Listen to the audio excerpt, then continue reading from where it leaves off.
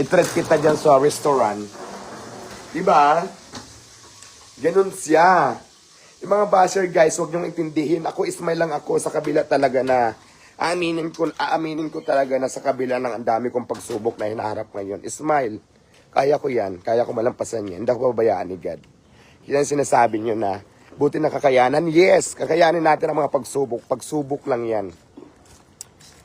Pagsubok lang yan. Ako si Diwata.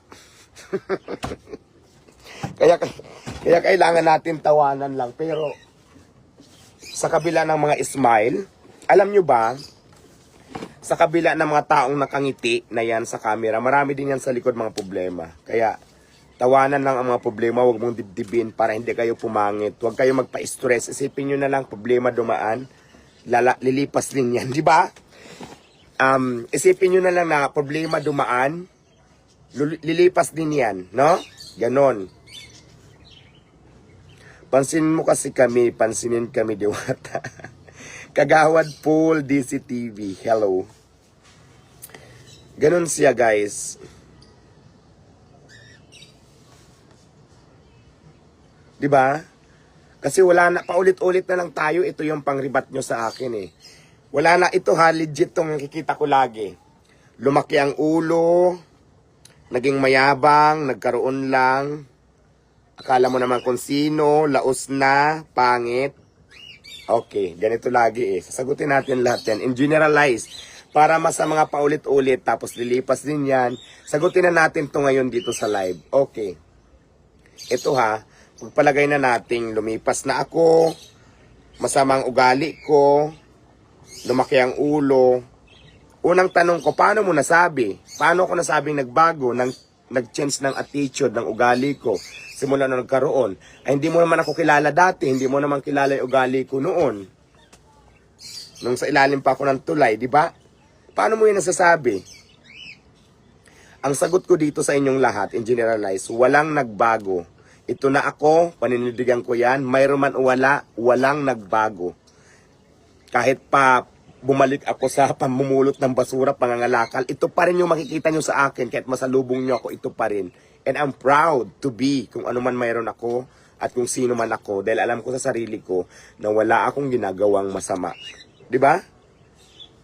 Nagagalit kayo because of hindi ko pagpa-picture before. Dahil may mga reason naman, sobrang busy ko. Which is kung hindi naman, nakapag-picture-picture naman. Yan ang basihan nyo para maging masama ang isang tao. Wow! Nasaan ang utak? May utak pa ba yan? May laman pa ba? At ito pa. Kung nayayabangan ka sa akin, nasasamaan ka ng ugali ko, paulit-ulit na lang tayo. Sino mag-adjust? Ako? Dapat ikaw ang mag-adjust. Kasi hindi kita kilala eh. Ikaw mag-adjust, hindi ako. At hindi ako mag-adjust dahil lang dyan sa comment mo na pinipilit mong malaki ang ulo ko at mayabang ako. Kung mayayabangan ka sa akin, fine. Opinion mo yan, pero ikaw ang mag-adjust. Hindi ako mag-adjust. Bakit? Hindi kita kilala. Ikaw kilala mo ako. Ganon, hindi. Hindi ako galit ha, kumbaga nagsisharing-sharing lang tayo. Sharing-sharing lang tayo. Kwentuhan, bardagulan. Diba?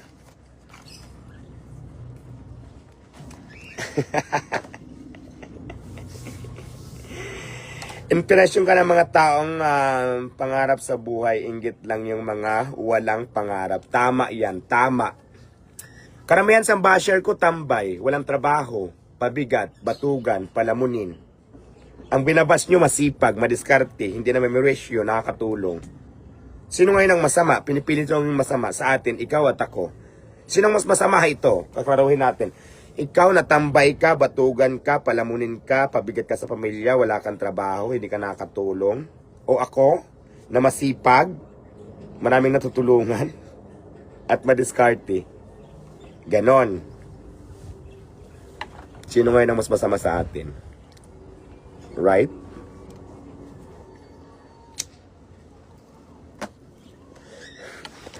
Diba?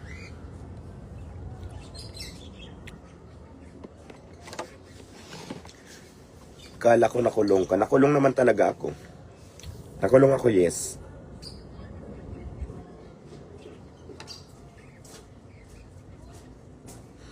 Gumaganda ka. Yes, naglagay ako ng skincare for today's video. Matalino ka pala. Hindi naman. I am fighting for the right. Ay, di ba? Grabing English ko, di ba? Hindi ako matalino, but I know what is right. And I know what is wrong. Yun ang pinaglalaban ko. Alam nyo ba, sure ha, kahit ilan pa kayo, kahit saan pa tayo magkasalubong, proud to be na naka chin up. Ang Tagalog sa chin up, taas noo. Kasi alam ko na wala akong ginagawang masama. Plaza Miranda ko record. Diba? Diba everybody?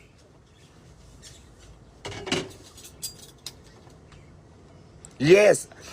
Yan po ang realidad ng buhay as long as na hindi kayo manghingi. Yes, sasagutin natin. Correct. Maria Almacusay. At I will never do that na manghingi ako. Didiskarte ako. Kahit pa mga lakal ako, mag-construction ako, hanggat kaya ko, magtatrabaho ako nang hindi ako aasa ng kahit kanino. Alam niyo kung bakit? Danas ko na yan. Tumira ako sa ilalim ng tulay, survivor, palabol-labol sa kalsada for how many years, walang trabaho, walang tubig, walang kuryente, at nabuhay ako.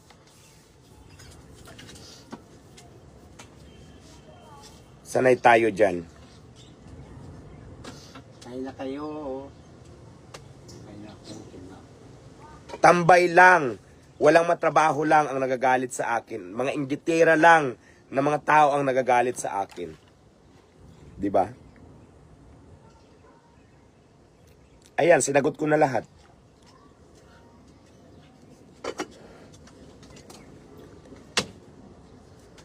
Kain kayo. Nandi, kain na din.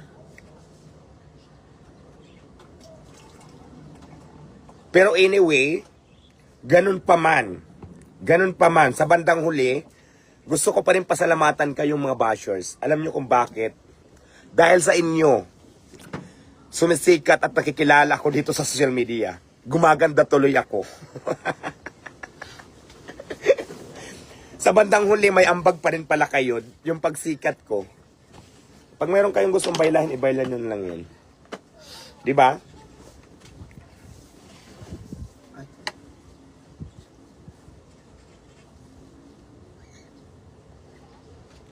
Huwag mong patulan, ipagpatuloy mo lang yung mga pangarap mo. Yes, of course. Yan naman talagang ginagawa ko. Ayoko ng dito kasi sa social media, mayroon dito nagpapanggap na sobrang bait-baitan daw kuno sa social media.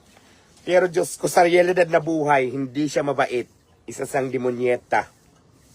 Meron sang sungay. Ayaw kong ganun.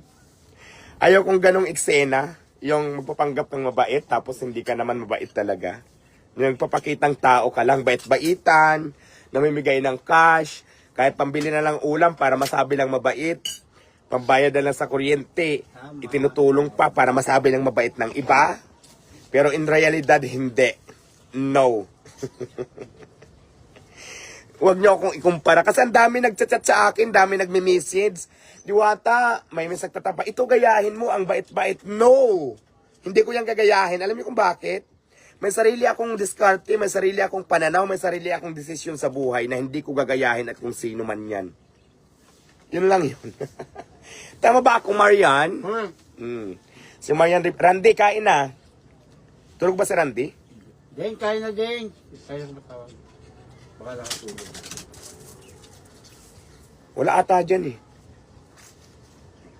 Nandiyan. Nagsisyongga. Anyway, ipiplex ko lang yung ulam namin. Inggitin ko lang kayo. Bangos. Tapos talong na prito with bagoong. Chicken. At syempre, chicken. Ayan. At tinula. At mayroon pang tinulang pampano.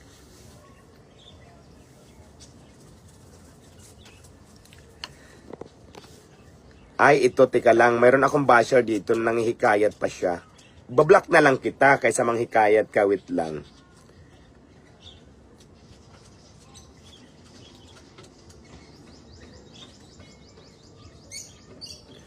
Uy! May Laukin, thank you so much. Ayan, blinak ko na.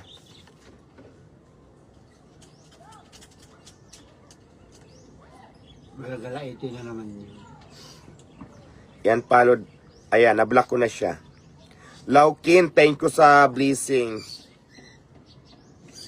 Rodelyn Cramp. Sabi niya, inanpalo ko na yung bading na nang away sa'yo. Yes, napanood ko yan. Alam nyo ba, yung bakla na yon, nagpapatrending yan kasi nagbablog si bakla. May nagtag sa akin, ang dami niyang sinasabi sa akin, hindi ko naman siya kilala. Alam nyo ba, hindi ko sa pinatulan. Alam mo kung bakit? Pag pinatulan ko at binanggit ko sa at minention ko siya, sikat lang siya.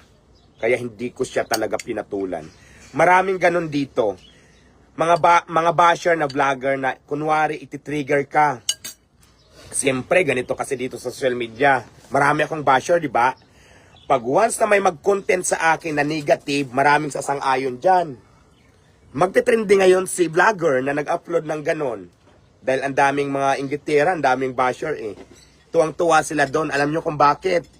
Kumita na siya, na-promote pa yung engagement niya, nagkaroon pa siya ng followers dito sa social media. Ganon ang social media. Kaya ako, as isang vlogger, pag may mga ganyan eksena na kumukontent sa akin, lalo na pag may trending akong video, hindi ko yan talaga pinapansin. No, alam ko na ang intention mo. Tinitrigger mo ako para patulan kita, magalit ako, at magtrending ka at makilala ka. Ganon yan. Tama. Kaya guys, pag may mga ganyang vlogger na kunwari concern-concernan ko no, humihingi ng sympathy, guys, alam ko na yan.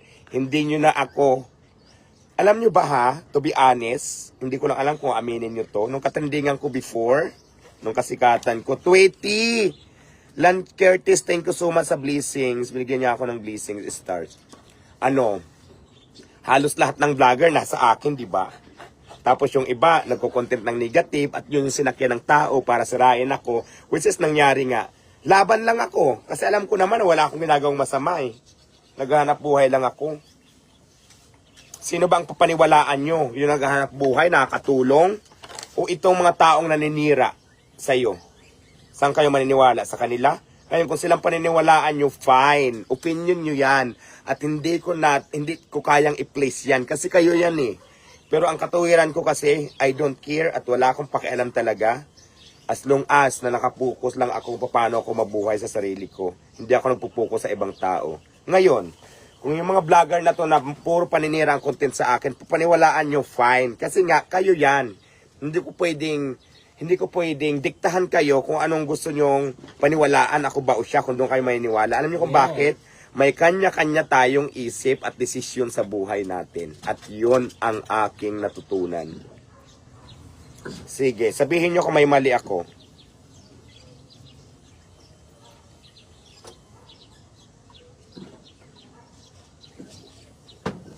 Shout out Nancy Kugon Paloliti.